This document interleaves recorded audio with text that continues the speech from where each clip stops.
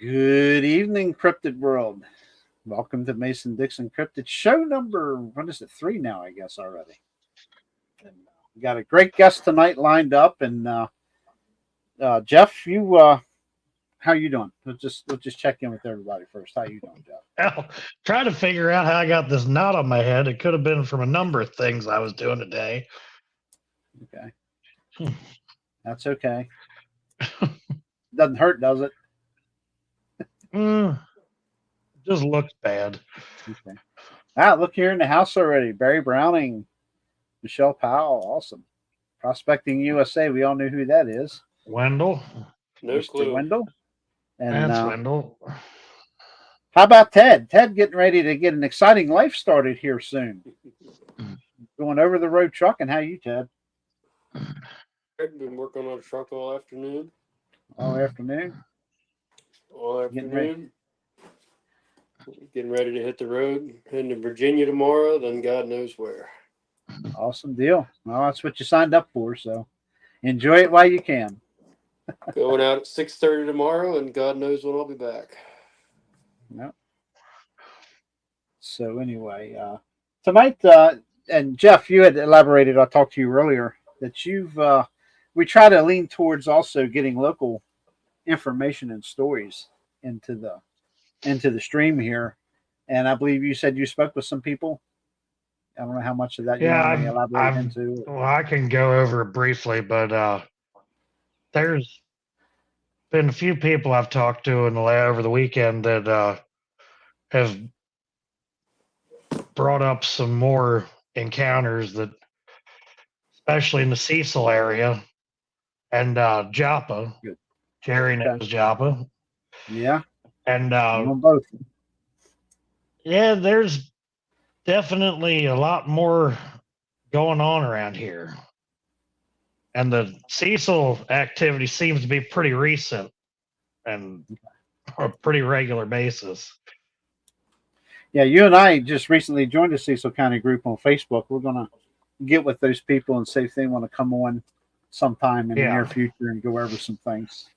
How about you, Ted? I know you've been really busy gearing up for this big trucking venture and stuff. Anything much going on up in the Lancaster County area? Not really that I've heard of. Again, I haven't been really checking or anything. I've been too busy.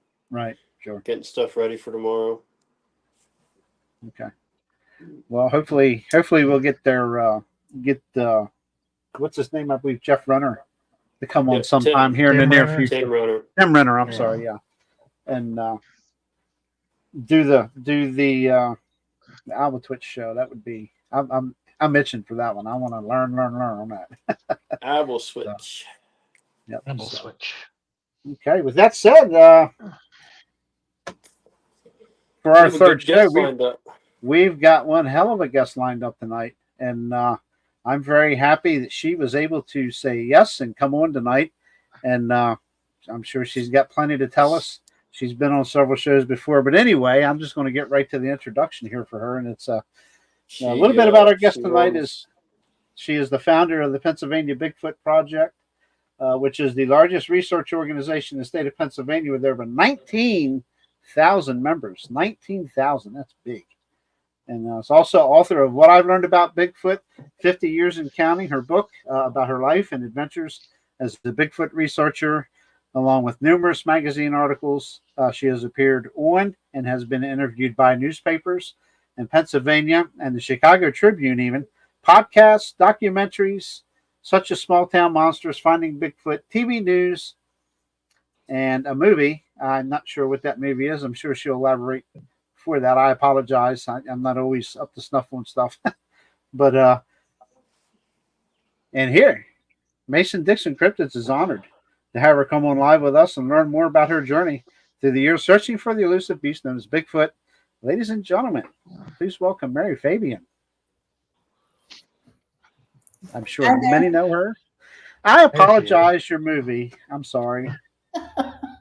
The movie is it's called Bigfoot, the movie, the sequel. It's a comedy horror based out of local right here, Western Pennsylvania. I appear way, way, way, way back in the crowd. So, but the point is, you're on the I've movie. seen that. You're in the I'm movie. in there. I'll have to I'm pretty check sure that I've out. seen that movie. Yeah, you'll have to watch the first one first. Bigfoot the movie. It's free on YouTube. Hey, boys, I got to step. Oh, sorry, boys and lady. I got to step out for a minute. All Okay, right. bud. But learn my lessons about the mute button just in case. But anyway, Yeah, I know. I guess- forgot last time. I'm sorry. That's okay. I guess the most common question here at this point of the show is, and we're going to run a scroller to that book that Mary Fabian has written, and available on Amazon. And all of that'll be scrolling down on the bottom of the screen here shortly. And I guess the main thing is, what and when did Mary Fabian, what got her started in this crazy quest for finding Bigfoot? Oh, No my pun goodness. It was just a bunch of different circumstances that build until, a couple, well, really a few sightings and experiences and encounters, throughout my life up until I was, through my working career.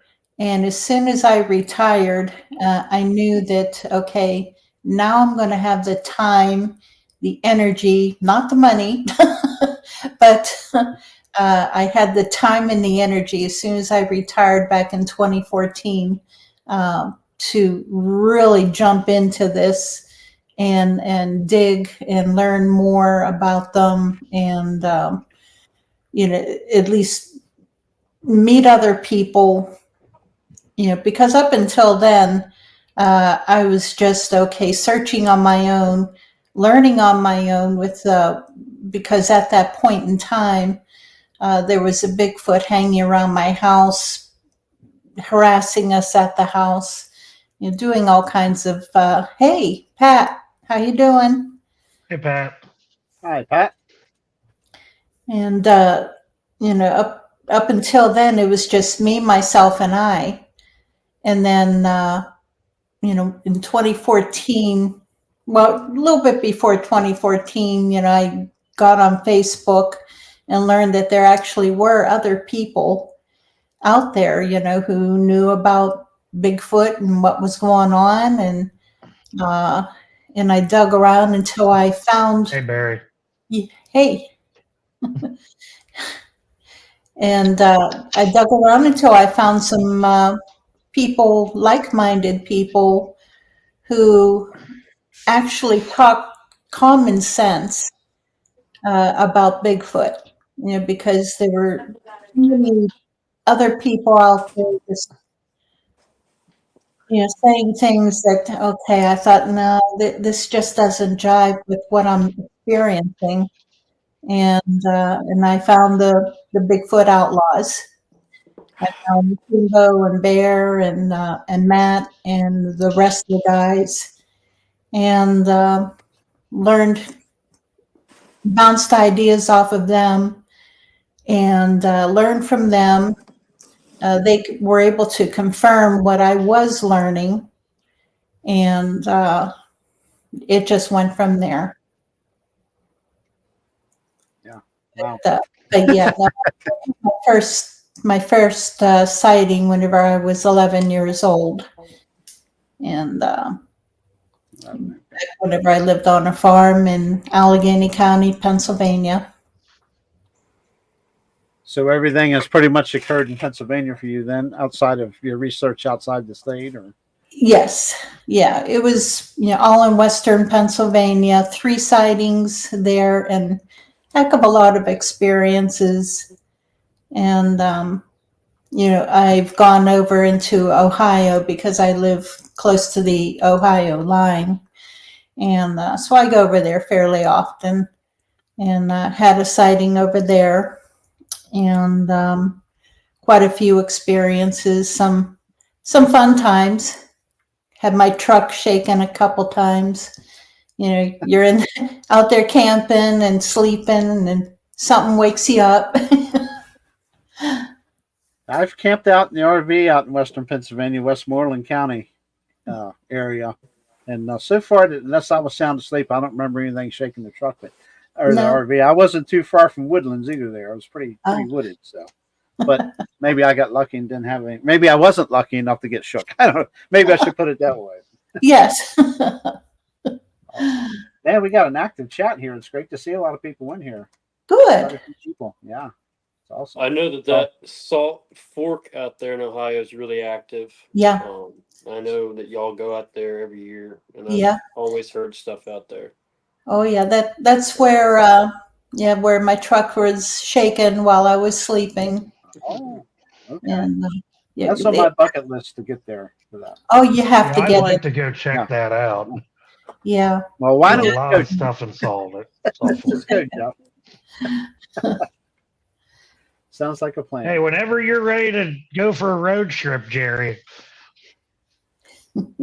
Yeah, you guys come on out. Absolutely. Oh, thank you. Not so perfect Bigfoot show. Hey, Miss Vicky. I'm going to be a professional road tripper, so good. I think I'll pass on that one. Yeah, Ted's gonna Bigfoot from the rig. That's yeah, get a dash cam. Oh, I already have one. Everybody says, "Oh, you're going to be looking for Bigfoot, and you're probably going to see a lot of it." I'm more scared of what humans are going to be doing than Bigfoot. Yeah. With these truck stops and stuff. Oh yeah, my God. that's why I carry. Whenever people ask me if I carry for Bigfoot. I can't. Yeah, that's my thing is I can't in a commercial vehicle. No, and I tell them no. I carry for the hairless. You're not supposed to carry in a commercial vehicle. Don't give it away, Jeff.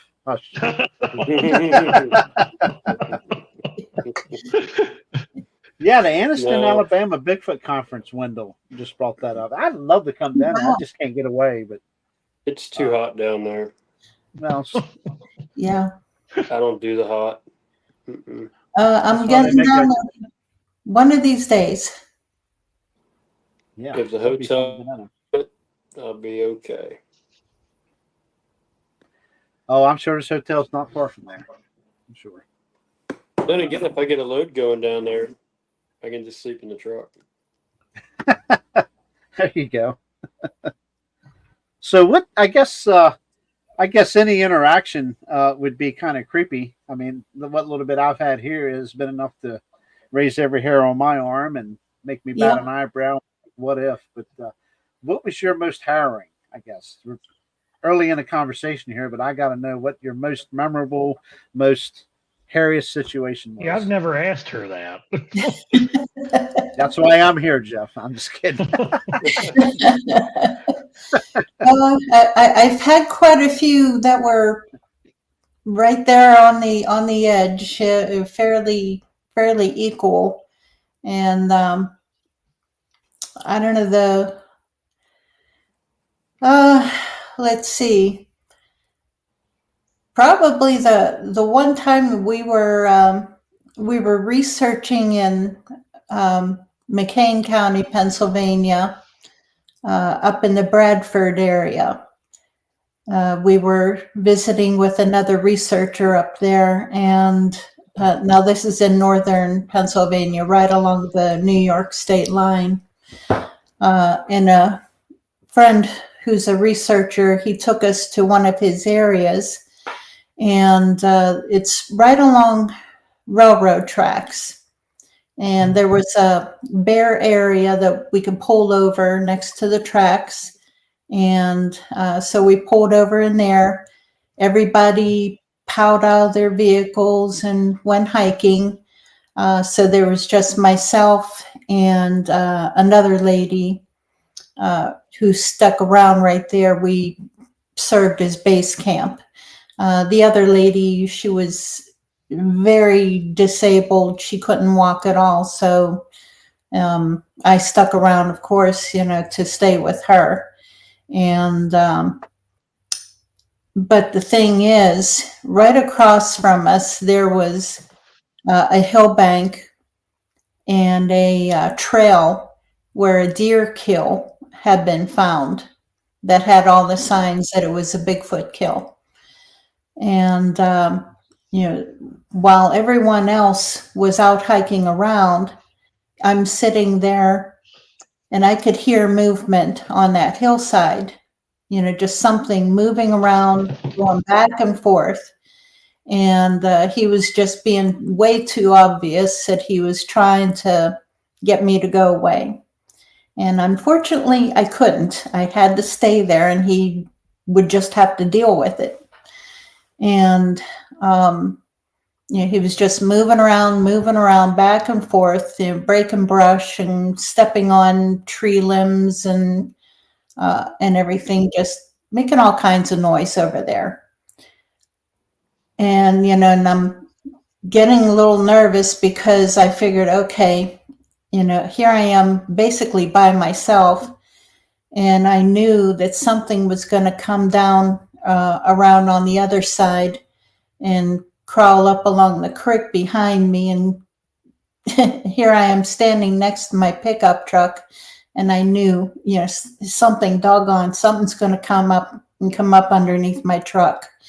And so I called on the walkie-talkies to the rest of the team. And I said, I need another pair of eyes here because I have to keep an eye out, behind me too. And, so this other lady came in. And so, she stood there and she was watching up along the hill bank where the movement was. And, and I'm trying to keep an eye out behind us. And, there were a couple guys that came into camp also. And as soon as the guys came in, the movement across from us on the hill bank stopped. It was completely silent, nothing. And as soon as they walked out of camp, the movement and the noise started up again. So, that was a little curious that they were saving all the activity for the women. And, all of a sudden, the movement up on the hill bank just started to get louder and louder. And, oh, you're welcome.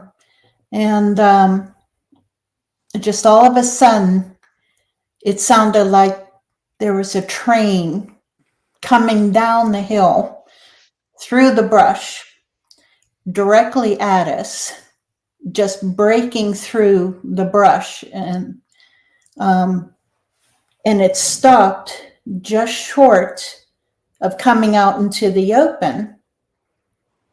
And it made no sound, wasn't roaring or anything like that. It was just rushing directly towards us. And it stopped. And, I'm shining my light in there trying to see it, but that alone was the made. Yep, she had to make her appearance. But as soon as that came down toward us, it's like, holy crap, what is this? And it came down and then it stopped. And then I of course it scared us and startled us. And then I thought, oh crap, he was diverting our attention. And then all of a sudden, I could smell something coming up from underneath my truck. I could smell this sickly sweet scent. And I thought, doggone it. And so I moved up to where the front wheel, the tire, was blocking me from whatever was underneath my truck because I did not want it reaching around and grabbing my leg. And I couldn't do anything because the disabled lady was still there. She was in her vehicle next to me. And I couldn't say anything. I couldn't frighten her or anything else. And I'm just moving quietly off to the side, away from it. And, the other lady who had come in with me to keep an eye out. She said, "Boy, I smell that too." And I told her, I said, that's a Bigfoot underneath my truck. And she didn't believe me, but oh well. Wow. But a little bit later, a couple of the guys came back in the camp, and the smell dissipated. But no, that was definitely a what I think Kumbo calls it, a buck puckering moment. Brown shorts moment. Definitely. That just blows my mind, the size that they are, be it small, juvie or whatever. They They're can that just quiet. get down on the ground and get up underneath a vehicle like that. It's crazy. Yeah. It's amazing. Did you hear anything when it did that? No. They are so quiet. They really are. I have no idea how they do it, but I could smell it. It reminds me of the night when I got bluff charged. I never heard them. No, it had to have been a juvenile. To even I've got it was a 4-wheel drive pickup truck. I don't have that anymore, but to even so to fit up underneath there. Yeah, it's crazy. Thing gets stuck trying to crawl under the damn thing. You would think so. You would think. You would think. I think it wasn't me. I normally groan and have a couple of cuss words out whenever I get down that low. Yeah, I talked to. Excuse me. I talked to Kumbo afterwards. And I asked him, just to double check, that it was what I thought it was. And he said, yeah, as to the one that was rushing down the hill towards us, he said, yeah, that was a juvenile bluff charging you. He said, if it was an adult, he would have broke out into the open. He would have been roaring and he would have been out in the open. He said that was a juvenile. And it was, and the one who came up underneath my truck, he said that sickly, sweet smell, he said that was their breath. He said it was that close that you could smell his breath. Wow. People tell you that, I've Jeff? never smelled them before. Yeah. Never smelled them. I've smelled them before, the locker room blood, guts, putrid poop and pee, all mixed together smell. I've smelled that before, out in the woods. But yeah, this was different. Oh, look, here comes mine. All the dogs have to make an appearance. Yeah, that's interesting. Wow. Is your local group there, do you guys get a lot of sightings? Do you get a lot of reports come into you from the state of Pennsylvania through your crew? Yeah. Yeah, we'll get a few in. In the springtime, we had a whole bunch come in. And then just recently, we've had a few come in, throughout the state, but, just some, on the most part, it's been, something, finding sign or hearing vocals. I've got a research area that, I've been going to, I guess you could call it a micro research area. Up in Forest County that I've been going to since 2018. And the people who live on the property, they stay in contact with me and 2 other researchers. And we kind of keep track of what's going on. But there's been a lot going on up there. So there's a festival going on in Forest County in June. So whenever I go up there for the festival, I'll come up a couple days early and check out the area. What county? That's my next question. What county seems to produce the most reports? Oh, And I know good. there's a ton of counties in Pennsylvania, but Yeah. Well, the county with the highest number of reports is Westmoreland County, which is south of Pittsburgh, in western Pennsylvania. That's part of the infamous Chestnut Ridge. Yep. But yeah, that area, and there's a few areas that are less well known, but we get more reports from than any of the other ones throughout the state. And so we try to keep special track of what's going on in those counties. Yeah, I just saw that they updated that map yesterday or Sunday, I believe. That Okay. somebody just added something to it because it said edited at like 5 o'clock in the afternoon or something that I was on the computer looking. Okay, yeah, George Workman is the person who made that map. He did that a few years ago after mine. I had made up a map before that, but a troll came in and totally destroyed it. Just erased all my work on the map. So Jesus. So George came in and he made up this map, the PA Bigfoot Encounters map. And he's done a fantastic job on it. Much better than mine. Mine was a little bit more haphazard, not as organized. interesting.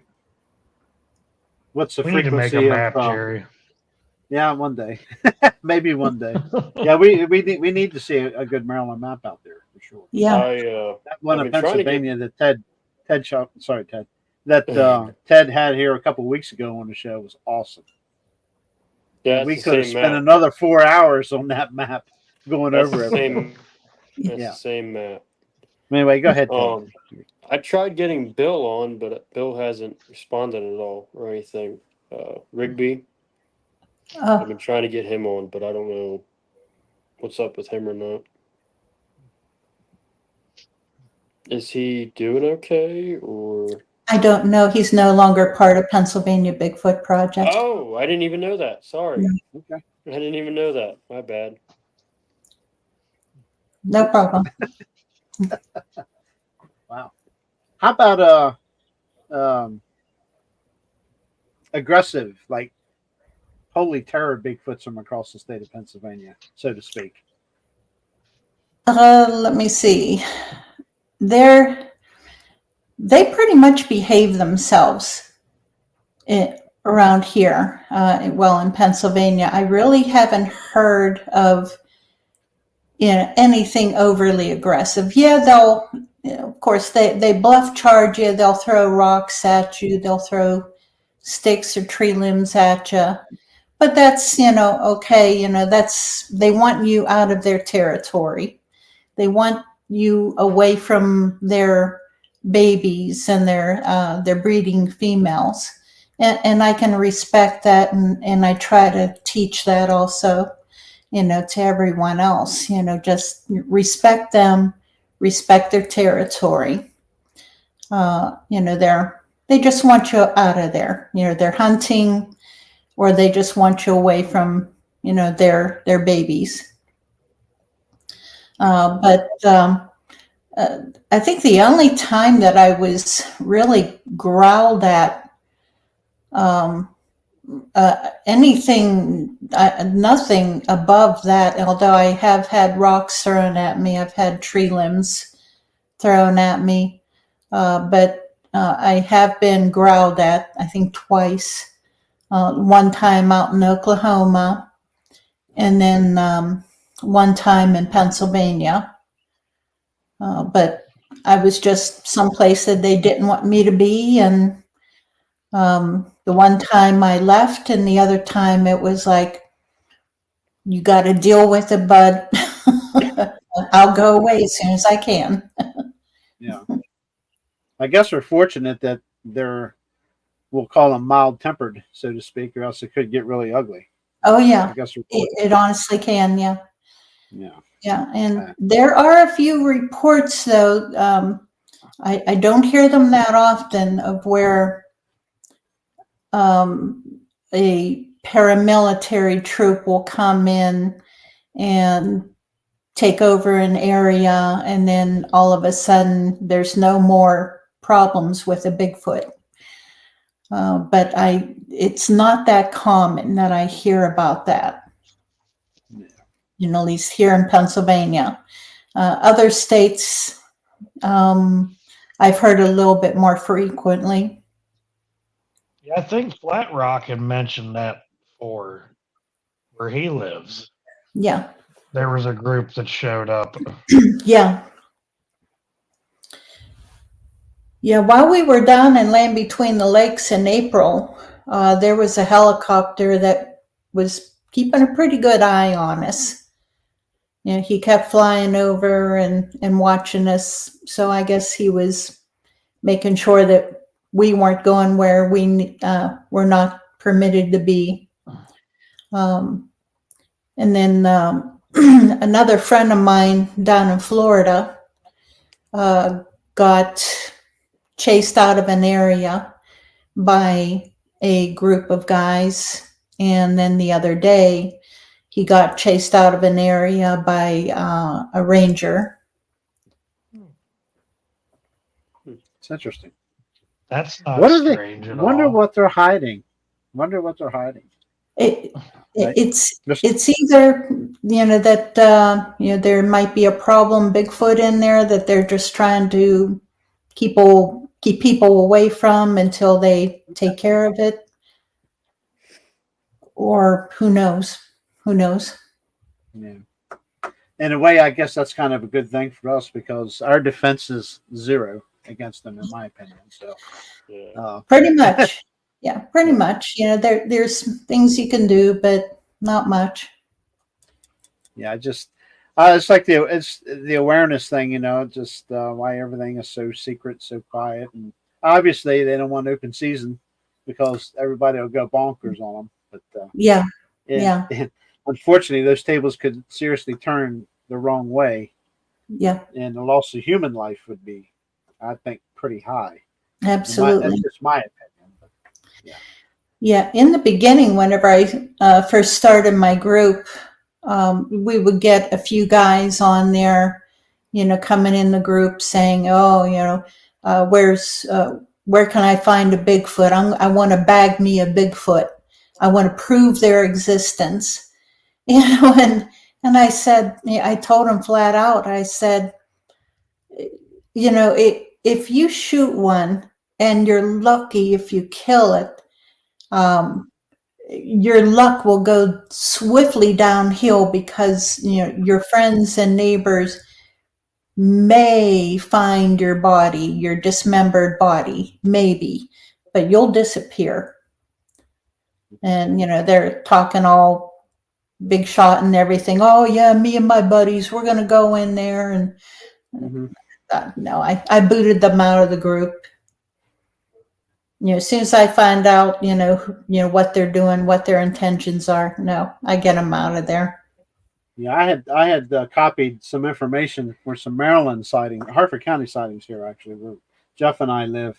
And that particular group that they came from, I did not put two and two together until after the show, wherever Jeff went. Jeff has disappeared, but anyway, Jeff and Ted, and they told me who the group was, and the TV show that they were running, and what their mission was. Mm-hmm. Had I have known that particular mission, I would not have mentioned them because I don't believe in it either. You're right. What their objective is, but I feel bad about that now. It was their content that was reported to them, so it was only right to give them the credit for reading their stuff. But I did not realize who they were, so I do now. Yeah, they slip in. Yeah. Flat Rock's got a good question here. Roger's in the house. Look out, Roger Williams in the house. Where'd you go, Jeffrey? Yeah. I just wish I could find out if they killed it or just run them off. I personally believe the first.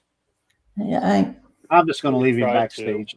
I don't think they actually do. I think they just try to. Yeah. When they're when they have all their cameras and stuff out, I don't think they kill them. Who knows? You know, they tag them at the very least. You know, I've seen instances where I'm 99% certain that they tag them. At least some of them. Maybe not all of them, but you know, they do have some of them tagged. They come the boys over here though? Pardon me? I said they come the boys from over here though, because they're like Mississippi or something. Well, you know, maybe not them, but I ran into a group of people. It was mixed men and women in a black SUV. And, you know, they were, and this was right after I'd heard a vocal, and, you know, they came around, and, you know, whenever they found out the Bigfoot had left, they went in the same direction it did. So I thought, okay, you got them tagged. Steve Lilly is real. Steve Lilly.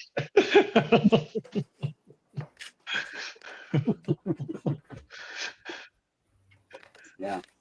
I mean, he doesn't work well. I guess he kind of works for the government. Yeah, I'd say the government's probably got a pretty good stranglehold on that kind of stuff. So, yeah, obviously, yeah. Yeah, you really expect us to believe they don't do that? I think the government knows we know a lot more than we need to know. You know, especially those of us who've had eyeball, Ted, Mary, myself. You know, we've seen it. We know what it is, and albeit a long time ago, but it's something you'll never forget. I promise you that. No. Yeah. If he would have Looks got like the UFOs. Yeah. Oh yeah, they were out last night. Yeah, Ted saw some last night. Oh yeah. Cool. Pretty far apart. Then they moved closer, and then they just moved north, pretty much. Huh. They were stationary. Then they went together like this. Then they went back out, and then they went this way, northbound. That was pretty interesting, though. Like 11:30 at night, sitting outside, smoking and outside, enjoying the beautiful night out. Yeah. So, what other states, Mary, have you had the opportunity to work with others, and who all have you had the opportunity to work with? Oh my Obviously, goodness. we know Kumbo, but Yes. Yeah, I've been out in Oklahoma with, of course, Kumbo and Chuck Schlobs, and there were a whole bunch of us in that group back in 2017, 2018, I can't remember. And let's see, we dipped down into Texas on that particular trip. But we were right on the Red River, right on the border of Texas and Oklahoma. And we hit up Brown Springs. I'm sure you've heard Kumbo talking about Brown Springs. Yeah. Oh, yeah. And that's an interesting area. It was very interesting. Very creepy, you know, extremely creepy vibe. But really didn't experience very much there, but we knew that they were there. And that was about it. You know, really, they really didn't do much. It wasn't until we were out of the area out in Purgatory that we really experienced quite a bit. That and the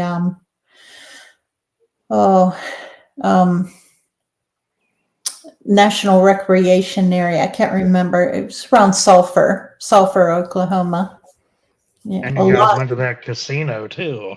Yes. Yep. We went to the casino. Well, we were on our way back from Purgatory, and we broke down. One of the members of the group, he broke down. So we all pulled over into the casino parking lot, and everybody else got out of their vehicles, and they were helping the guy work on his truck. And there were 4 of us in the one pickup truck, and I was sitting in the back seat behind the driver, and my sister was over, next to me in the passenger seat. Chuck Schlobs was in the front passenger seat, and Dave Counts was the driver. And Dave and my sister really didn't have very much experience. And as soon as he shut off the truck and we were sitting there, they both got on their phones, and they're playing on their phones, texting or playing games or whatever. And Chuck and I, we were more experienced, and so we're keeping an eye on what's going on around us. And so we're just sitting there, and I saw a movement, a figure come running out from between the casino and the building next door.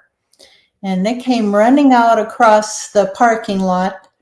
This is 12:30 at night, and the bright parking lot lights are on. It came running out in between the pickup trucks, running across the parking lot, across the highway, and into the woods on the other side. And Chuck hollered. He said, "Did you see that?" And I said, "Yeah." And Dave and my sister, they looked up from their phones. What what happened? But he was running just full out all the way Your across. sister doesn't have very good luck with that. No. But we kept after her so much on that trip that finally the one night she got off of her phone and she started paying attention, and she finally did get a sighting during that trip. She saw one up in a tree. So she had a pretty good sighting. That brings up an interesting question. Tree versus ground on these things. What do you think is the most common form of where they will hang out? On the ground, probably, in a tree. Youth, older. Well, from what I've kind of observed, I think it's the younger ones, the juveniles, that they'll put up in the trees, to act as a sentinel, or to keep an eye out. Because I think that one night that Debbie saw the one up in the tree, before we got in there, apparently they had a hog hunt going on. They were hunting hogs. And so he was probably up in that tree watching for the hogs. Waiting to drop down on them. Yeah. And then he just stayed there until we left, because as soon as the headlights passed them from behind us, he jumped down, because the people in the vehicle behind us saw him jumping down, from out of the tree. And but yeah, that sighting absolutely traumatized her. Yeah, she believed me, and what I had seen, but I don't think it quite hit her, that they were real, until she had her own sighting.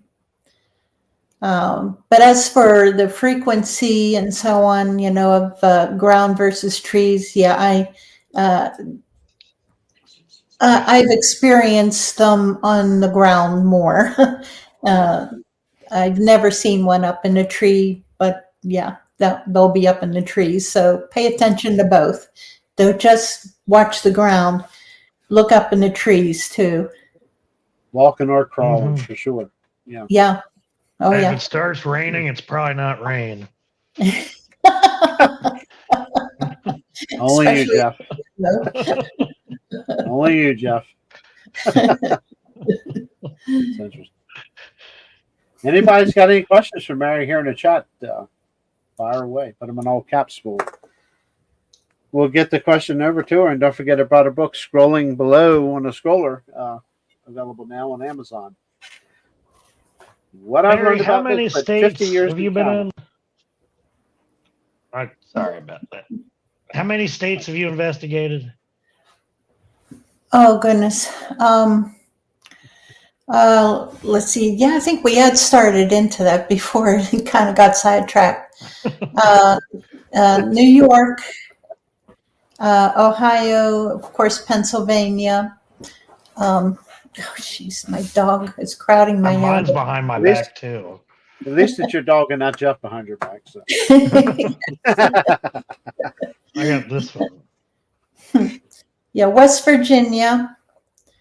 Let me see where else. Of course, Kentucky, Tennessee.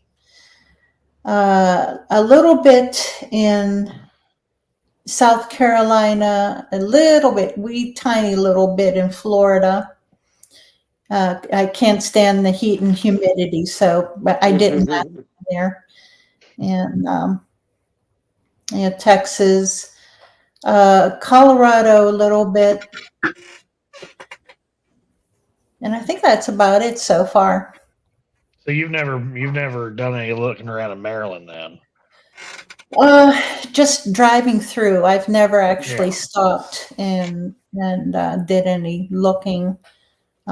Just as we were driving through, but yeah, I've spotted a few areas that look very interesting. Yeah. Well, I've been hearing a lot about Cecil County here lately. Okay. And that borders the area where Ted had his sighting. So that only a couple miles. Yeah. Okay. My dad grew up in Cecil, and he said that Elk Neck State Forest always gave him the creeps. Yep. Been down there many times. And I just talked to recently to a warden that works Cecil, and there's stuff going on there. Yeah. Now, where is that located in Maryland? So that would be it borders Chester County, Pennsylvania. Okay. A little bit of Lancaster and Chester County. Okay. East side of the Susquehanna River. From Harford County, you cross over the river and you're in Cecil County. Okay. Pretty much where the Albatwitch Festival is, just go south. All right. Which reminds me, there's a new festival, Bigfoot Festival, Cryptid Festival coming into Lancaster County in 2025. Cool. So I will keep you updated on that. Where's that one at?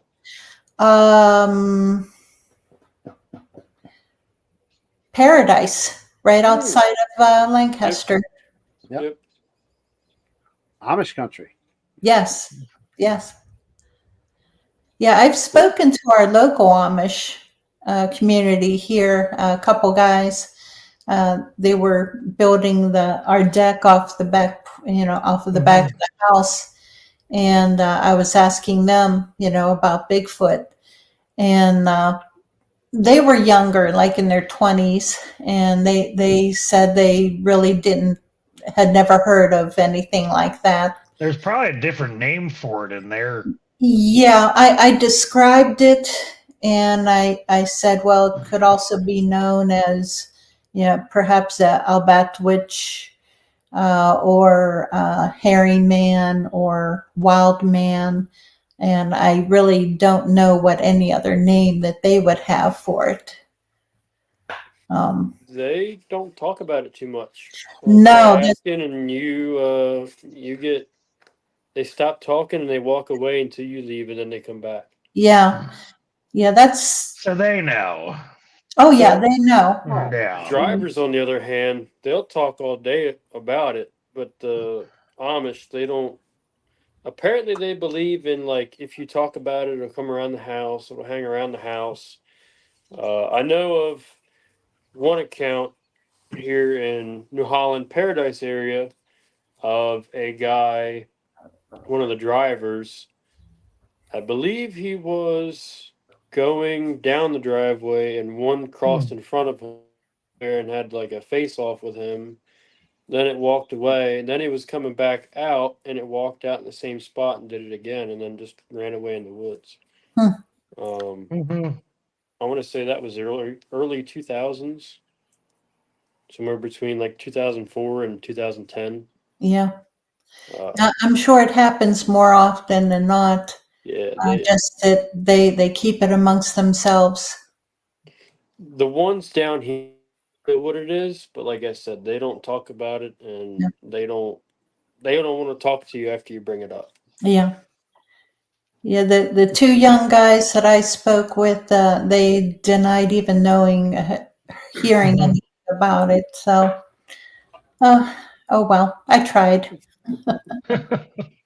Jerry, did you ever find that Girl Scout camp I was talking about? Not on the map. No, at the area, I'm pretty sure. It's just a matter if it's north or south of Route 1. I'm not sure. Yeah, it's not. Is it in PA or Maryland? No, it's in Cecil. Cecil County. I'm thinking if you go up to the intersection there where you would turn on 222 to go north, instead of going north on 222, you make that right and go back down in there, and then there's a bunch of open lands down in there. Apparently, there's an area there that a guy that was doing some home improvements for my neighbor was like, yeah, there's stuff that goes on around our area, but we don't really. Apparently, all the neighbors have had stuff happen, and it's all around that old Girl Scout camp. Yeah. Yeah, I'm not familiar with it. I know the area, but it's not marked as a camp there anymore. So maybe for obvious reasons, I don't know. Yeah, I need to talk to the guy that's got the Cecil County group. It's I don't know if you ever heard of him, Mary. His name's Michael Burkhart. Yes. Yeah, it's been a while since I've spoken with him, but yeah. I'm going to talk to him here soon because I'm interested in what they've got going on over there. Yeah. Sounds like from what I've been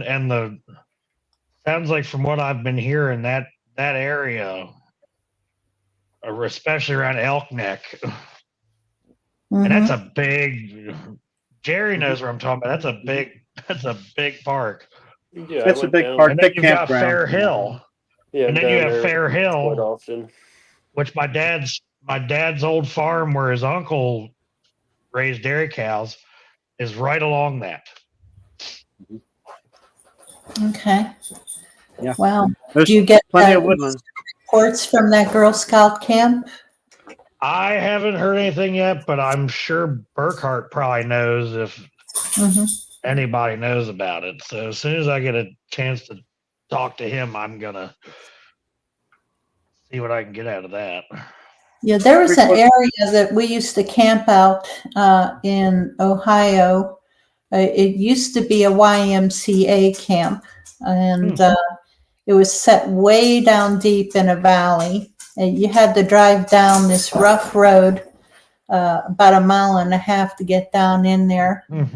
And it was very active. And apparently, whenever the kids would come in, to the YMCA camp, there would be something peeking in the windows, something tapping on the walls, and a few sightings. We've had. I know one night it was pissed off at us that we were hanging around the campfire, and it pushed down 4 trees, just wanting us out of there. You know, he he wasn't happy that we were out there, and we said, no, doggone you, we're busy here talking. So Wow. Yeah, I just But wonder how much of that there's- stuff. Go ahead. I said I just wonder how much of that stuff goes on at the Boy Scout and Girl Scout camps that nobody knows about. I mean, Yeah. there's 2 big Girl Scout and Boy Scout camps in this area, about 20 miles away from here, and I know that they've probably seen and heard stuff. yeah, But I wonder what the connection with kids is. they're curious about them, you know. Like, Yeah, that's what I think it is. but you hear about all the time though that they walk up to the window and they go like this, or Yeah, they try saying "come here" or "come out" or stuff like that, and it's Yeah. just really creepy. yeah, that is a big no, and yeah, Check out. I was just getting ready to elaborate to the scout camps that are right here by me. I was about to say, Jerry. Yeah, Flight of the Crow, half mile, 3/4 of a mile, other side of 136 is the Broad Creek Memorial Scout Camp Reservation. It's pretty big. And I'm a Heavily mile wooded. from that Jewish camp. Yes, yes, Yeah. and that's on Cherry Hill Road. There's And also I've Camp heard Oast. stories people hear weird noises coming from that area after dark. Yeah, there is many reports over here. There's a big lake here in the Broad Creek Memorial Scout Camps, and Yep. there's a lot of reports of vocalization over the years here. Mhm. It's been there for an eternity. Big lake, and lots of unknown vocalizations of some sort has been reported over the years from there. So, and you can get to a little spot that I always talk about here, guys, over to there literally by going through the tunnels that go under Route 136 at Broad Creek here, and it's wooded all the way over there. They've got one hell of a passageway back and forth. Yep. To go And right then to the the river. Susquehanna's right there. Yeah, right to the river. And get in there. Perfect travel way. Yeah. Get in there. And Yep. if you can speak with any of the people at the camps, kind of Yes, delicately Yeah, talk about it. I've heard stories. Nobody talks over there. So, but Yeah. it has been reported over the Okay. years, and I'm sure some of that's Oh, come the from scout Bob camps, Chance. I'm sure. Yeah. I'm sure some of that's come from Bob Chance. I wish he would just answer his messages, but I have a Harry, feeling have you he's ever just heard not of him? interested anymore. He was our local. He was our local guy for years, but he kind of dropped. His name was Bob Chance. He was a local school teacher here. I went to a seminar he had many years ago here at Slate Ridge Elementary School in Cardiff, Maryland, which is Right on the basically Delta Delta. PA border. Yeah, it's right there. Yeah, it doesn't ring a bell. Oh, sorry. He's had Bigfoot cat. He had footprint casts. Terrific vocalizations. I mean, his vocalizations just ran and ran and ran with no breaths taken by whatever was making these. It's amazing. Yeah. You know. Yep. He's on Facebook. He's still alive. Obviously Is he? retired. But he's kind of gotten out of the He's on that subject, I message. think. Yeah. If You you get mention burned Bigfoot, he out. won't talk to you. Yeah. You Yeah, get you that's get what I'm- burned out after a while. Quite a few friends of mine who were big time in it, at the beginning whenever I came in, a lot of them are out because they just get burned out. And, I can understand why, because, I every so often I get so frustrated and so wiped out, as to, with everything going on and getting discouraged. I think, I'm just going to drop it. I'm going to leave and, let somebody else take over. And, but no, I can't let go. I can't. Yeah. That was one question I was going to ask you.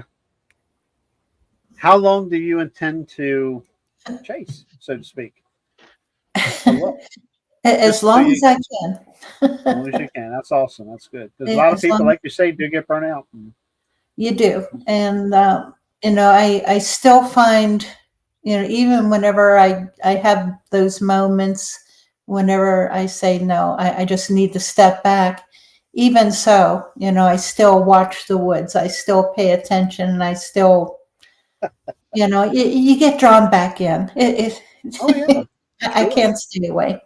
Yeah, my head's. I mean, I'm not a researcher by no ways means. Never intend to really be, but I can tell you, my head's always on a swivel since the stuff that's happened here. Oh yeah. Always. Yeah, on a I swivel. can't hike everywhere anymore. I go. Yeah, I used to hike, for, well, I'd hike 7 miles every day. And I can't do that anymore. I can't hike. I injured my leg about 20 years ago, and just can't do it anymore. So I do it smarter, not harder. Right. Yeah. Yeah. When our RV's out, we're getting ready to go to a state park here next month. When that RV's parked, there's audio recorders, there's cameras at all four corners. Yeah. Constantly going every night we're there. And you need to find that ranger that you talked to last time. Hopefully I run across him again. Yes, I hope so. Yep. Yeah, he wanted to come and talk to me. He said, I'll come by, and I gave him the site number. He goes, I'll stop by. We need to talk. Never came by, dang it. Yeah, because he seemed pretty with it and honest and trustworthy to talk to about it. I thought, come to campsite such and such number. I give him the number, and unfortunately, I guess maybe he got busy because they run 2 or 3 different campgrounds here, so back and forth. So. Yeah, the rangers around here, they won't talk.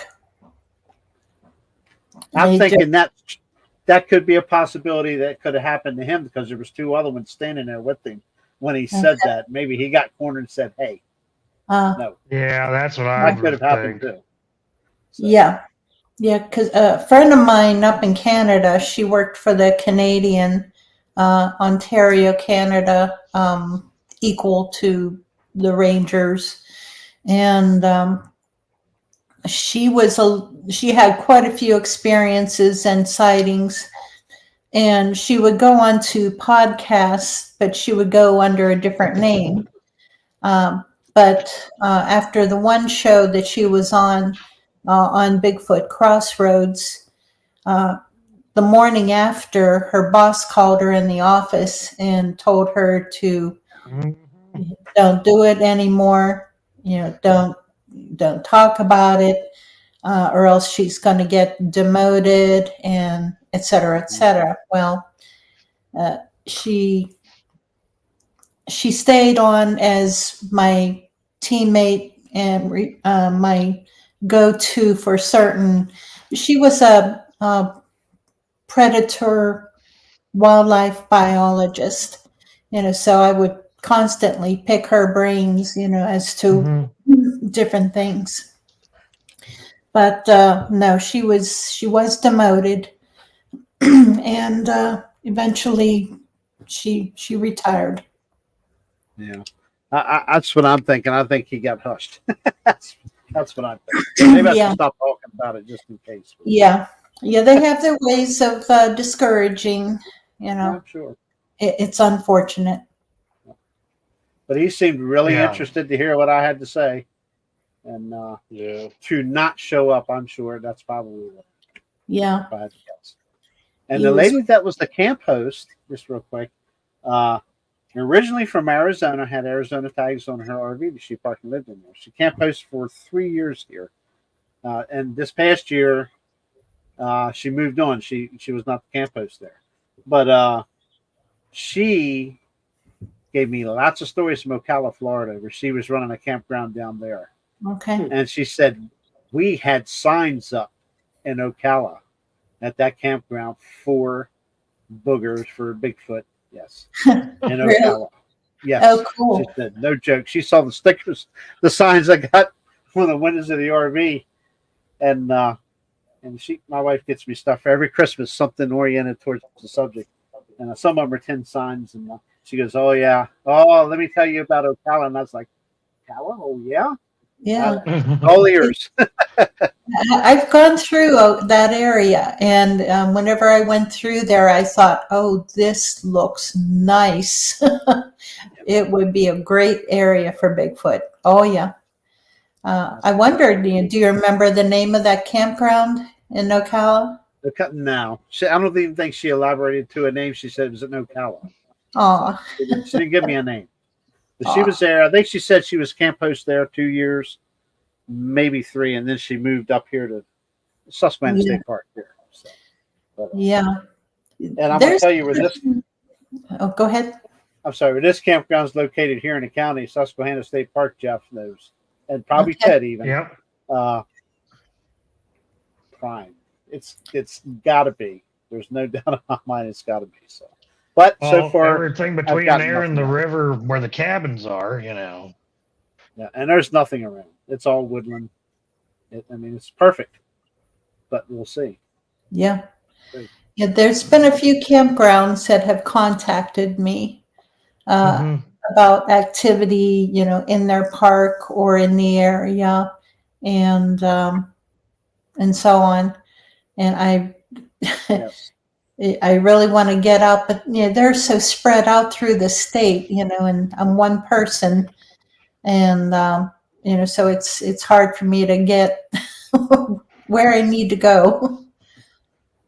You need to put Ted to work. I'm sure the dumpsters are really having trouble, probably breaking into dumpsters all the time.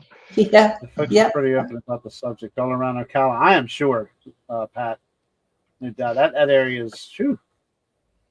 Everything I watch about that place is crazy wild, man.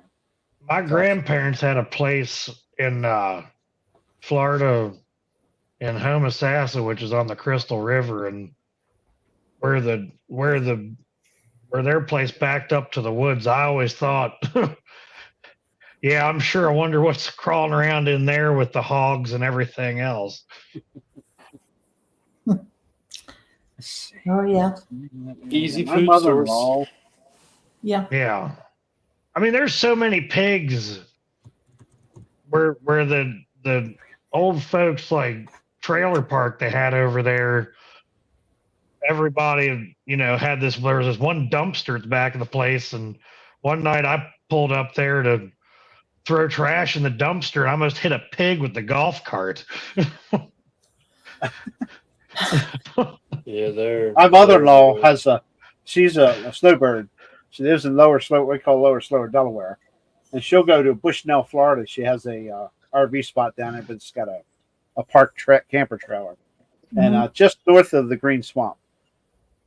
And of course, she's like, she's from Ohio. She's from Western Ohio, and I keep telling her, I'm going to come down there. We're all going to go down to the Green Swamp. I'm just kidding. I'm not going to step foot in the Green Swamp. But anyway. Yeah, in Bushnell, and that's just south of Ocala. She's between Ocala and the Green Swamp. So okay. That would make an interesting week trip or 2-week trip.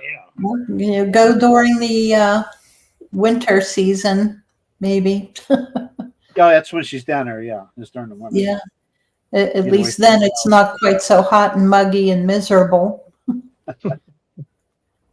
Yeah, that place blows my mind down there. It's just dealing with the gators. And not too bad where she's at, but and the snakes. That's my biggest holdback. Yeah.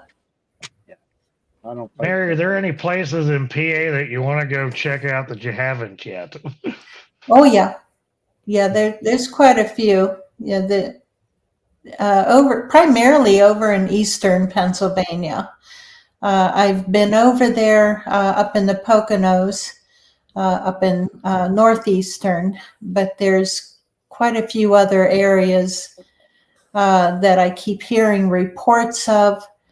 And I said, I have to get over there. I really have to get in there and check these areas out because the reports are so fantastic, and they're so active, and people getting followed and paced, and hanging around, camp, people camping out in the wilderness and them hanging around, and Okay. Alabama, I got to get in there. I really do. I'm going to have to get down to Alabama. Yeah, Absolutely. I was talking to Mark Green the other day. I was like, I need to come down there. Yeah. Yeah. He's like, we Yeah, should it's definitely stop on my here and bucket stop list. at Greg's. Something will happen in one of the two places. Yes. I told Mark, don't be surprised if during one of your campouts or your fire pit things you have there at your place, a Maryland vehicle shows up. Just might be me. So.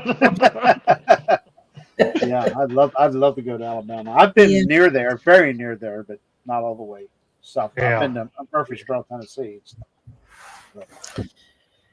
Yeah, I was through there many, many years ago, but just traveling, just as a kid.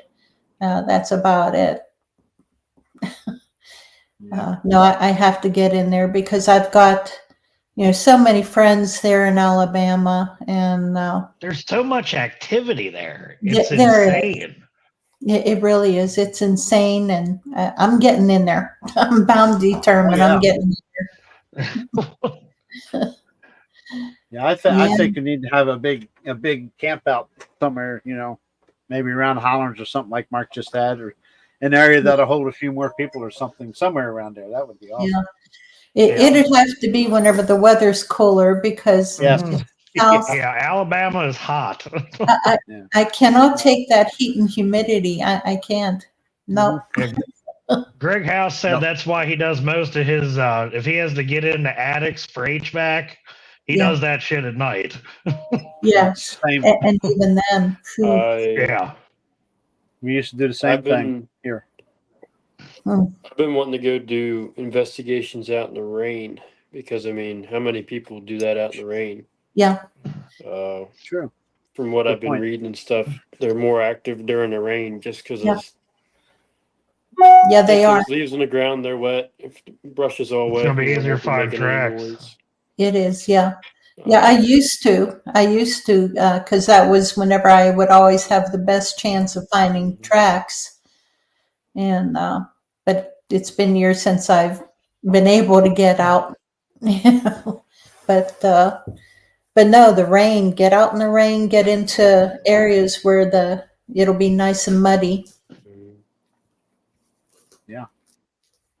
Yeah, Excellent. not just go there one night and then shut out of there really quickly and make a lot of noise. 2 nights and just sit for 2 nights, don't do anything, and then start looking. Yeah. Just to make more of a trip out of it, but also to not push anything out. Right. Because I'm sure they're just like deer. If there's a lot of pressure in one area, they're not going to come out. No. Yeah, they'll keep an eye on you, but a lot of places I go to, it's not until the third night that they'll start coming in and actively doing anything around the camp or anything.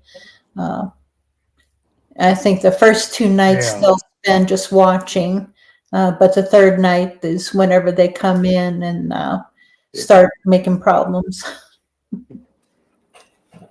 Whatever was going on when I'm my last camp out, that was like immediately the first night I had something mimicking outside the hammock, and I was like, yeah, well, that's early. Everybody tells me it usually takes a couple days, and shit, we're here one night and it's already happening. Yeah, well, it depends on the individual booger and how determined he is and how playful he is, or if he's mean and nasty and wants you out of there. But it just depends on the individual. Yeah. I mean, I found the trackway within, was it the second or the third day? I think it was the third day we were there.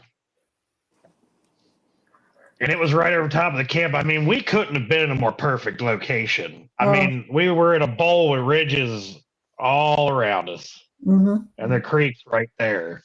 So when we picked that spot, I was like, yeah, this looks like a good place to get watched. Apparently so. And we were the only ones back there. So Nice. except for the random hikers that would come through once in a while. They didn't stay there long.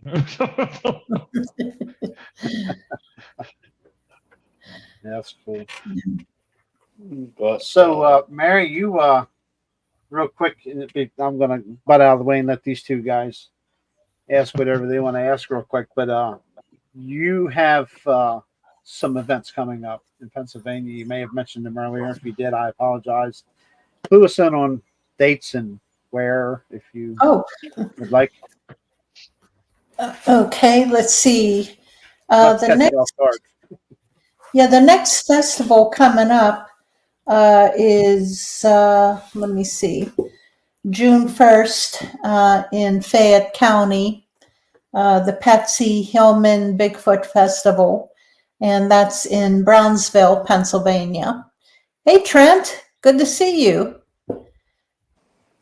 Trent went camping with us at Salt Fork, and he had his first sighting out there. Oh, wow. Yeah. Okay, Jeff, put that on our calendar. We're going Salt Fork. Salt Fork? Yeah. Let's go. Come on, Yeah. Ted. Yep. And then June 7th through the 9th is the Forest County Bigfoot Festival. That's in Marionville, Pennsylvania. I will not be speaking at either of these, but Forest County, I will be set up there. I was their keynote speaker in the first year. It's a fun place, good people, big crowd. Let's see, June 22nd is the Bigfoot Barbecue UFO Festival, and that is at the Milton Loop Campground in Dayton, Pennsylvania. That's in Armstrong County. I will be speaking there. Let's see, June 26th through the 30th is a camp out at Prince Gallitzin State Park. That is in Cambria County. And for that one, you'll need to contact TJ Seaman. Right outside Patton, Pennsylvania. I'm sorry, right outside Patton, Pennsylvania. Yeah. Yes. Okay. Yeah, that's near Trent. Okay. Yeah, Prince Gallitzin State Park, June 26th through the 30th. And then let's see, September 19th through the 22nd is another camp out in Tracy Ridge State Park. That's right outside of Bradford, Pennsylvania, McCain County. And we were there last June 22nd? No, this is September 19th through the 22nd. Okay. Tracy Ridge State Park. A really active area. We had some crazy activity. Well, we had crazy activity at Prince Gallitzin State Park and crazy activity at Tracy Ridge also. Well, you just went to Prince Gallitzin, didn't you? Last year.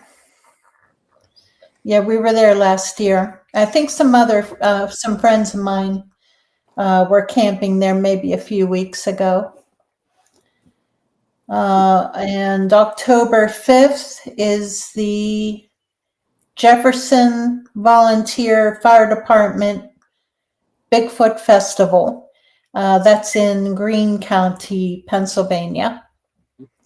And I will not be speaking there, which is fine. I think the people organizing that one, they want me to speak at another festival, but it's not arranged yet. As soon as I get the information, I'll let everyone know. But that's it so far. That's it. That's all. That's a lot. That's great, though. That's awesome. I'm glad to see that community is active. That's good. Yeah. Starting to line up 2025 now. Yeah. What do we have in Maryland, Jeff? Nothing. Nothing that I know of yet, right? Yet. Yeah. We'll put Ted in charge of it. He could be thinking about when he's holding on the steering wheel going down the highway. Yeah. He could be thinking up all these wonderful ideas for meats. So. Oh, I'm sure. Yeah, there's always the Albatwitch Festival in Columbia, Lancaster County, and Ted, I can't remember the dates for that. I believe it's October 5th. One year it was October 5th. One year it was like October 13th or 8th or something like that. So it kind of Okay. ranges in between the first or second week of October normally. It's a huge festival and fun to go to. Yeah, I highly recommend. There was like 200 vendors last year or something at it, I believe. We went 2 years ago, sorry. There was like 5,000 vendors or so there, or not 5,000 people or so there. Yeah, I was there year before last, and it was huge. Jeff, you and Ted will have to go, and I can't. I have other plans. Well, I'm going to be bear hunting. Unless. Well, you're just going to have to pick another week. Leaving me on. I already paid for that. Unless all you have with our corn picking. It's all on Ted's shoulders now. Yeah, okay. Ted won't be here either. He'll probably be hauling steel girders out west somewhere. So. At the rate I'm getting rained out, anything from here on out that's pulling tractors, I'm there. Yeah, Jerry has been rained out 4 weekends in a row. 4 weeks. Hasn't been able to video anything. Oh. No fun. Like I say, we was ready to get started this past Saturday. 20 minutes to go, and boom, we were loading up and headed home. Oh, that was Boonesboro, wasn't it? Yeah, Boonesboro, Maryland. Yep. It happens. It's just the way it is. This Saturday looks good though. We'll be in Virginia this Saturday, so that's good. Another show. Maybe the rain will come this direction because we could use some more on this damn corn. We've been getting plenty here. I don't know about 4.5 miles over your way, but yeah, I don't know what's going on over here. That's crazy. I can't believe that. We've been getting a ton of rain here. Yeah, same here. A lot going through, and some microbursts and little tornadoes. Yeah, I'm going to bring that up. Kentucky, Tennessee people, man. Prayers to you all. Arkansas, Missouri. I know you guys have really been getting your butts kicked, and we hope. Yeah, all prayers going out. Everybody's doing okay. Absolutely. Yes. Yeah, we just had a tornado here last night. Did you really? Wow. Out in Ephrata area, Ephrata, East Earl. It's not that far from Paradise, actually. Right. Yep. It's not that far at all. So would it tear up? Yeah, a couple roofs and stuff, but it wasn't that bad. I mean, it was a tornado warning from I want to say 8:15 to like 9:30 ish, but just long enough to get everybody on edge. I wasn't too worried about what happened here, but again, everybody was freaking out. It's just like snow down south. Once snow falls down there over an inch, it shuts down. Once tornadoes start happening up here, it shuts down. Yep. I'm telling you, I was in Murfreesboro, Tennessee, one of the last years I was there, so it's probably been 10 years. And it snowed just a little bit. Schools were closed. This was closed. That was closed. I'm sitting in a hotel room waiting to ride over to the Coliseum to get ready to start filming that night. What had happened between the closures and when I left to go over to the Coliseum, it iced over too. I'm going to tell you what. God. That was a slippery. I'm used to driving in ice, unfortunately, when we have to here. But that was slippery down there. That was really bad. People off the road everywhere. So you could tell they don't get winter weather much here. Yeah. It's like Texas last year. Nobody knew what to do because it never happens down there. Yeah. Well, they don't have the equipment, the snow equipment, the plows. No, they don't have the heating, and they don't have anything. Yeah, they don't have the salt. It just doesn't get that cold. No. Yeah. You know, so it was a mess. Certainly not like Western Pennsylvania. That's like a walk in the park when you get a snowstorm. So you always used to. It gets a little nutty here in Maryland down here. Yeah. For Jeff and I. Mary, do you have any activity around your house? Yes. Oh, not the only one. Thank God. No. Well, I don't know what was going on the other night. Did they ever tap on anything around your place? Not at, I'm in a new house now. We moved Okay. over here about 7 years ago, away from the old house where we were getting harassed. And they are here. I've seen the one, probably he's an alpha male. He's a big gray male. Yeah. And I've seen him 3 times. And a lot of sign and a few other people in the area has reported the same one. But no, he doesn't bother me. I want nothing to do. I don't draw any attention to myself. I don't call. I don't do anything to draw their attention. Been there, done that. Don't want to go through that anymore. Right. Yeah, not at my home. So the other night, this is going to sound weird. The dogs have been acting up over here. There's a little strip of woods right across the driveway. Only patch of woods within 100 yards of my house. Actually 200 yards. Everything else on this side's all wide open. And that little strip runs from up by the main section of the farm down the road with all the neighbors' houses and the end of the road. And it's probably like 50 yards wide, maybe. I know the deer use it, but ever since it's greened up, this one and Beretta, my lab, have just been like looking over there, barking at it once in a while, and then just randomly they'll like all set up and look out the. I was like, oh well. It's not a deer because he would have ran off into the bushes after it. Yeah. And the other night I just talked to Ted and I went upstairs and I was laying in bed and I was acting funny. The thing was about this, I'm texting David Blaylock and Greg House, River Morris, and I'm laying there and I hear a bump on like the front window. Oh. And I'm like, what in the? And I'm expecting the dogs to go out, like one of them bumped into something, and I heard it 2 more times. Huh. And I'm just laying there going, no,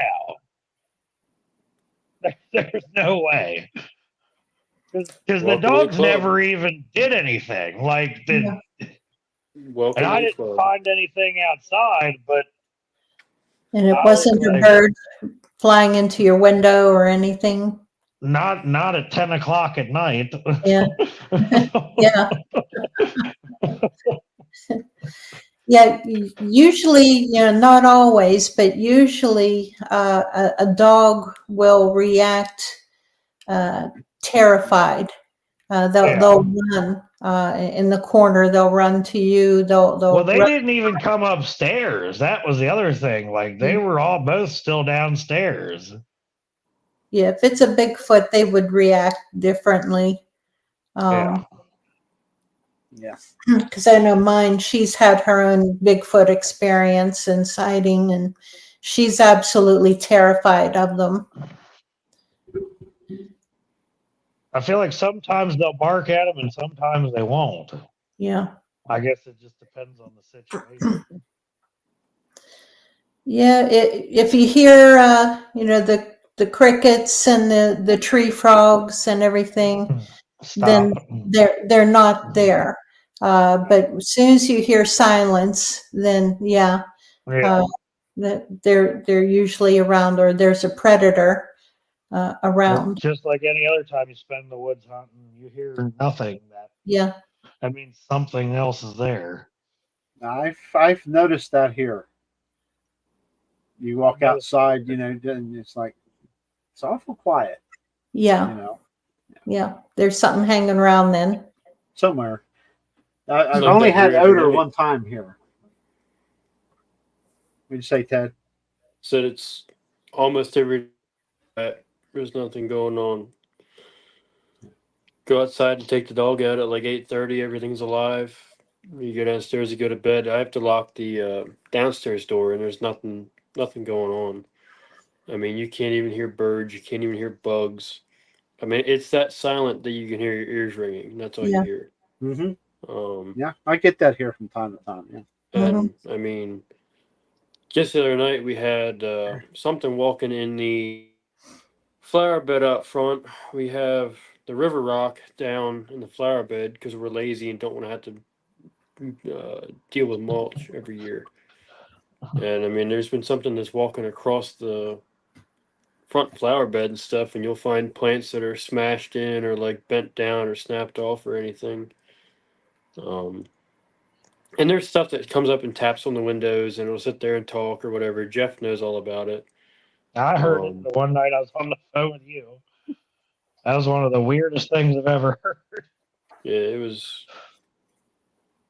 one of those things that where you're barely asleep and it starts happening and you're wide awake now and you can't go to bed.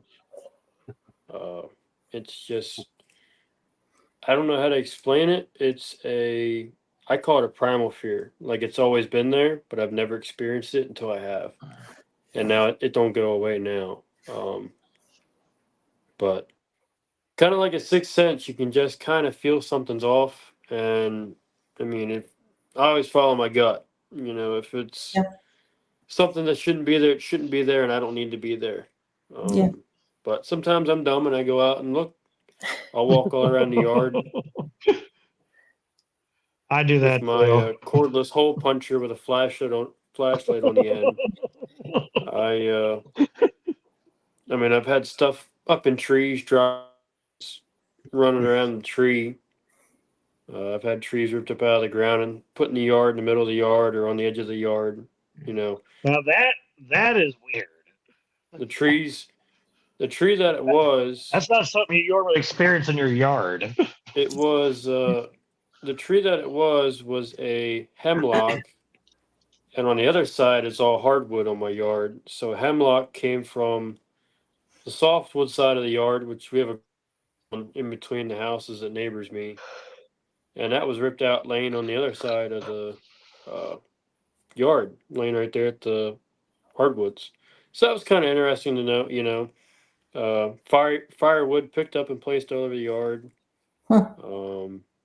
Firewood sitting in random places, like in the bed of one of my pickups. I have two diesel pickups here, and you'll just find wood or like the kids' toys in the bed of your sitting on your hood or above the door or something. And you'll catch glimpses. Like tonight, I heard something really weird going on, but I don't. As long as you don't pay attention, it just stays away. You know, it's when you start going outside looking for it at 1 o'clock in the morning, then it starts happening pretty regularly. Yeah. But yeah, you found an upside down tree. Yeah. That's creepy. Yeah. Yeah. I've only found an upside down tree. Damn. Yeah, I was talking about that last. And we had something the other night come through, and it looked like the. We just chipped up a huge tree up here in the yard, and it looked like it liked that because wood chips were all over, and there's a big imprint of where something was sitting in it or laying in it or something. So that's what's going on around here. It's not very active though. But it just likes to come out night. It's probably a juvenile. Everybody keeps saying, "Oh, you need to go here to research. Oh, you need to go here to research." I can just sit out on the patio with a gun and just sit here and listen. I don't got to go far. Yeah. Yeah. And we're not totally secluded, but we're not like in like a burrow or anything where we're right up against our neighbors. Yeah. You know, it's all open cornfields here and valleys and thick woods. And I mean, there's something easily that could come out of stuff. But I mean, just getting back to the tree stuff, they're probably hiding in the trees up here because when you take the dog out at night, he'll start acting like really weird. He'll get in between your legs and he'll just look up at the trees, and like you'll see the branches swaying like this and stuff like that. Okay. So I'm kind of afraid to park the trucks out in the front yard anymore just because of something being out there with me in the morning. I've got some big ass pine trees in my yard, and I often wonder, I'm like, God, I hope nothing's sitting up in there when I walk underneath them to close the chickens. Yeah, and you'll like here. I found a lot of big that are in the yard just snapped off, laying at the base of the tree. I mean, it's that fresh that the sap's still coming out of the tree, and it's kind of spooky. I mean, Yeah. when it gets dark here, it gets dark, and Yeah. Oh yeah. it's we do have light pollution here, but it's nothing like being in the middle of Lancaster City where everything's lit up all the time. I mean, when it's dark here, it's dark unless there's a car coming You up don't the see hill. nothing here. It's Yeah, dark. Yeah. Right, Jeff? Except for a couple lights out here around the buildings. Yeah. Once you get Yeah, out past that. Yeah, we have one on the outside of the shop, but up here, I'm on the north side of that shop. It's pitch black. Yeah. Yeah, same here. It's dark. We're out in the country. Yeah, there's a couple neighbors, but they're down the hill. And Yeah. one neighbor, he's got a booger light back by his barn. Mm-hmm. Yep. I That's got what one right basically out in this front, is. overlooking the store. It shines on most of my yard too. Yeah. I'm not putting Yeah, any out. It can come bug me. I don't care. You know, I often wonder, Jerry. I know Martha Glasgow had a lot more lights around this place when we bought it, and now I'm wondering if it was really for the robbers that stole the equipment, or if it was for something else. Because well, you're in that particular. she had pole lights everywhere. I mean, this woman had more lights on this damn house than. Well, back then when they lived there, Jeff, honestly, there was fewer housing. Yeah. There were less light houses. This is the oldest house on the road. Thievery was not a Yeah. big worry up in here. It really still No. isn't, but you still get those that come north out of Beemore. We'll leave it at that. And stuff that, Yeah. you know, I mean, even though that's quite a long drive for them to get up here, over an hour to get up here. Oh yeah. You never know. But there And then was there's other there towns was more a local. there was a theft ring back in the 80s Yes. when there were some guys stealing stuff, but Yes. it didn't go on for very long. No. And No. Lights were for other reasons, I'm sure. Rather, I'm not No. saying for boogers, but it's weird because she had. Now this is the other, and I keep thinking maybe she was just paranoid of people, but I'm not sure because almost every one of these doors to the outside has a damn key lock on both sides.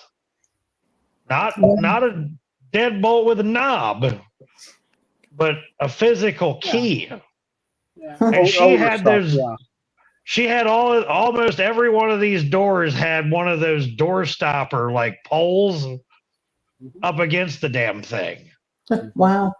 It was such an ordeal. Anytime she like fell in the house or something, and one of us had to like go in to help her, you pretty much had to like break to get inside because she had it everywhere. She had just had these things all over the place. Wow.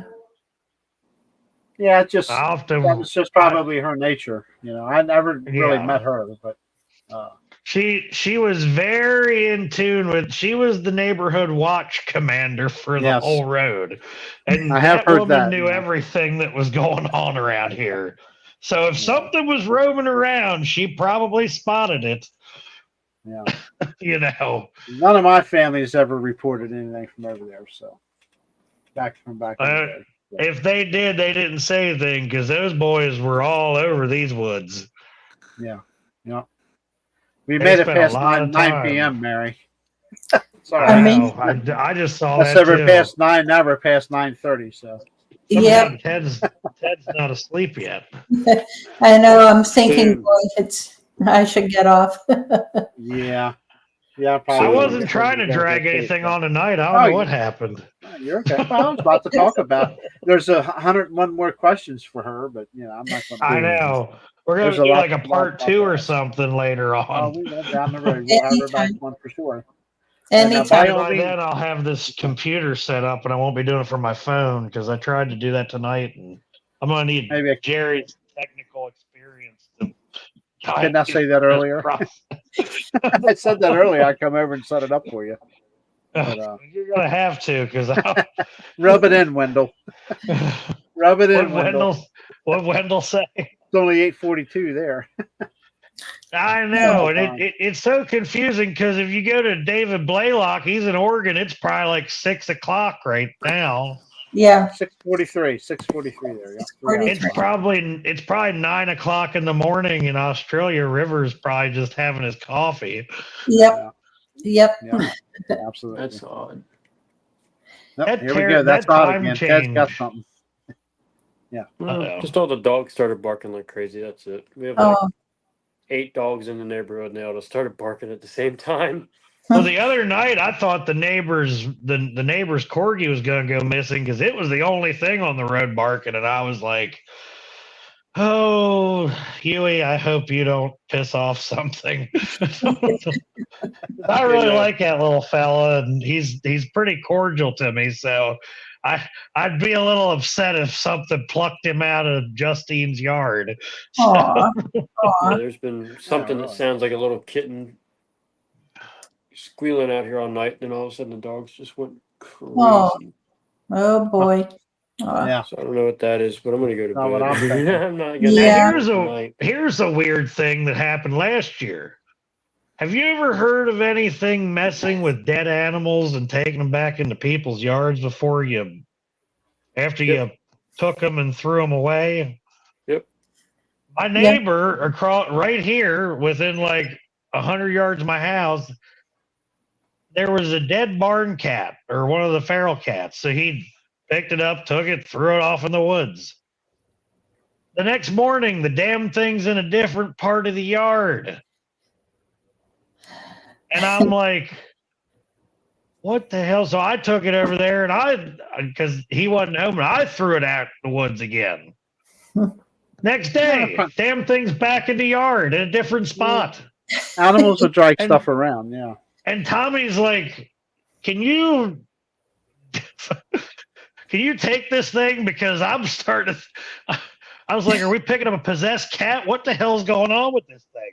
So finally I took it and put it in a feed sack and took it to the back of the farm and got rid of it in one of our piles. But it didn't come back that time. I was well, I've heard of Wendell. I didn't see that. No. Yeah, I've spoke with Daniel in the UK. I think he had invited me to speak at one of his events, but of course I can't make it over to the UK. Yeah, that's quite a ride. Yeah. Can't make it across. You've heard of that happening before? Yeah, I've heard of some farmers around here. They don't bury cows or nothing. They just throw them on a pile and then let the compost.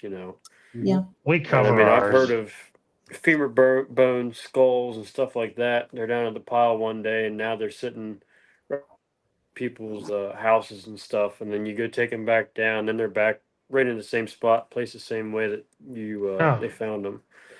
I mean, I've heard of whole entire quarters of cows coming back up, in the yard. I mean, this is probably a good 5 to 10 minute 4-wheeler ride. And I mean, good God. Yeah, he is. He's doing a great job. For 14 years old, Daniel's doing a fantastic job. And where is he? England? Yeah. Great Britain, yeah. Finally, somebody younger than me in this damn study. Now, what's his show called? I can't remember.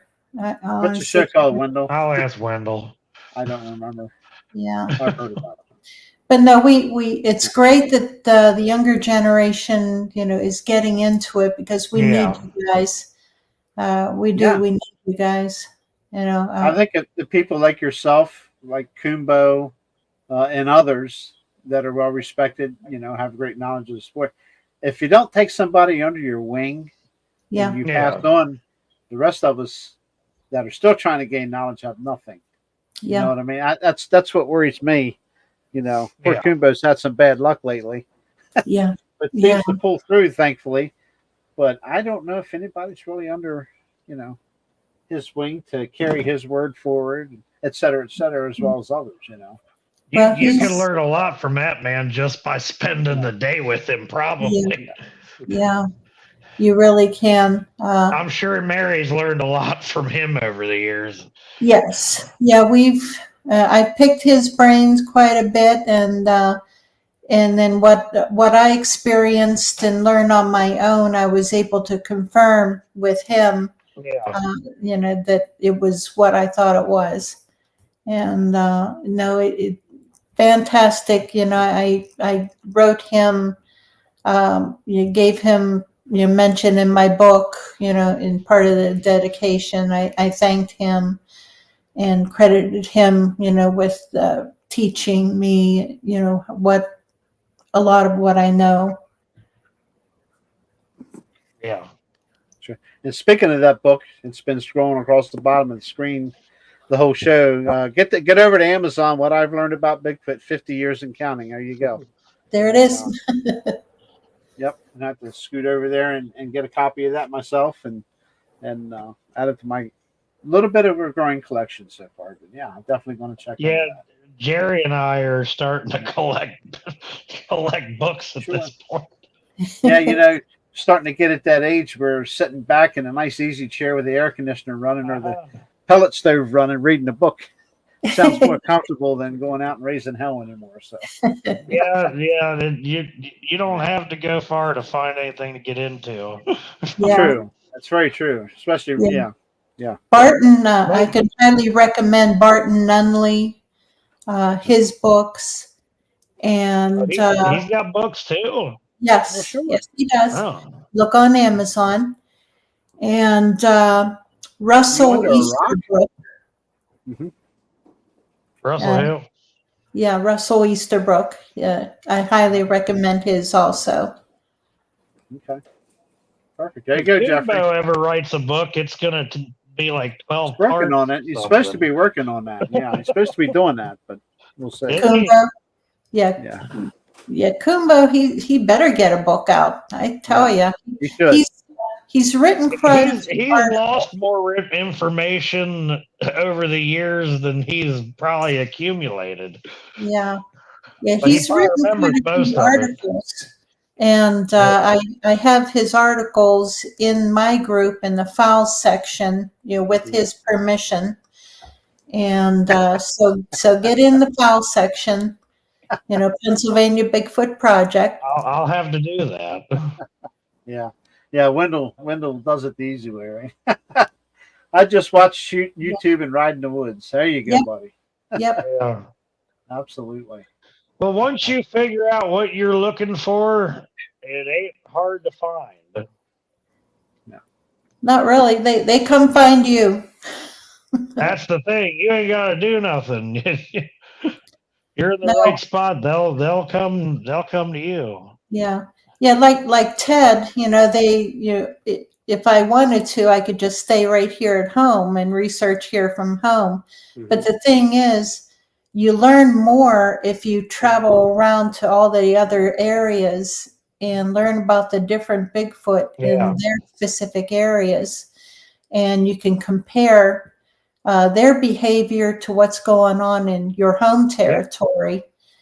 And you learn a lot more. Well, my thing is between work and home life. I mean, I'm never here on the weekends, and I'm barely here at nights.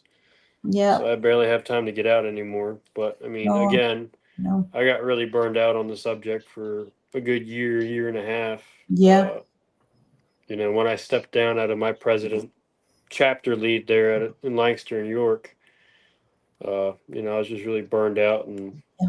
didn't really have any time for it. I mean, life got in the way. Yep. You know what I mean? Like, Yeah. but now I'm slowly getting back into it. Jeff brought me back into it. Good. So we can blame Jeff for all this mess.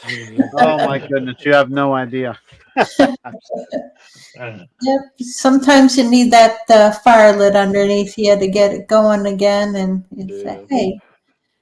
Yeah, I'm going to definitely start going out and spending more time on the back of the farm, just sitting around, Watch out, that trying cat's to dog put will scream myself at in you a again. spot where, you know, they can kind of watch me. Yep. Yeah. Yep. Just don't ride your tractor. No. And I probably won't be too far from the vehicle either in case something starts moving. And practicing my coonbo maneuver. You know? Get us a camping spot set up over there sometime. Yes. Yeah, I've got I'll a make my spot. way down. I might make another spot that makes me a little more vulnerable to interactions. Yeah. Yeah, we got a camp out coming over there, so. Yeah, good. I'll come down. I always thought about setting up a fake campsite back there. Yep. You can try that. Yeah, can't hurt. Well, guys, I'm going to shut it down. Yeah. Yeah, I'm heading out. Good night. Yep. We appreciate you coming on, Mary. We'll have a bathroom. part 2. Hold on, Jeff. We'll have a part 2 for you. And by all means, again, get over to Amazon, get her book. Yep. Support Mary and all her ventures. And she's put a lot of effort into this. We'll call it a lifetime of effort, really. And just do our part and support her. And just keep this Pennsylvania Bigfoot project going. For sure. So, thank you for coming on, Mary. Appreciate it. Thank you. Thank you, Mary. Yep, thank you. Have a good one, Mary. You too. Okay, Good night, goodbye. Mary. Good night. Bye. You guys, next week we have let's see, we have Harley Owens scheduled for next Tuesday night at 8 p.m. Eastern Standard Time. Jeff or myself will check with him again, but and hopefully we can get in touch with Mr. Renner and maybe get him in here soon too. Like get him scheduled. I'm ready to learn about the South Switch stuff. Yep. Oh man. And Jerry and I are going to be doing some studying on Goat Man, and yeah, it's crazy. Some of the little bit of stuff that I read about that. Yeah, it's crazy, man. Right here in There's Maryland. a dog man sighting right here within like 4 miles of the house. So yeah, I got to look. Closer yet here. Yeah, it's just right down this road, literally right down the road. Hidden Valley. Who the hell would have thought of that place, Jerry? Yeah, but I can see why something would be in there. Yeah. There's a lot of places here. I mean, this place is. There's still a lot of rural ground that no one goes into. No. With as much housing developments as we have now, there's still pockets here that something could be. And maybe that amount of activity with, people building houses is the reason why these things are, they're getting pushed out. Getting them flushed out. And they're probably not very happy about it. No doubt. They're around. So the more you dig, the more you find. It's pretty interesting. And I think though with the loss of habitat we're going to see more. It's just like when they started building all those houses up on 165, all the damn foxes started coming here. Yeah. Yep. Going after the chickens. Oh yeah. Yep. But, Ted, I have never had any carcass pieces like that show up anywhere. But my neighbor down the road on Troy Road, I told Jerry about that. He's got bones that are going missing out of his pile that he had buried. It don't take long. We used to bury stuff here in the yard, and it wasn't. I mean, they'd be dug up and out of the ground, but I mean, it could be whatever. You know what I mean? Yeah.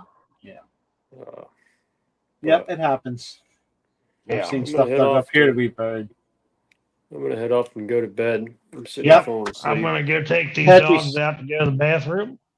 Yeah, Ted, you be safe in your travels, buddy. I will try to be. Keep in touch, and Oh hopefully yeah, we'll get to have you on with us next Tuesday. So I'm hoping so. Depends what it looks like.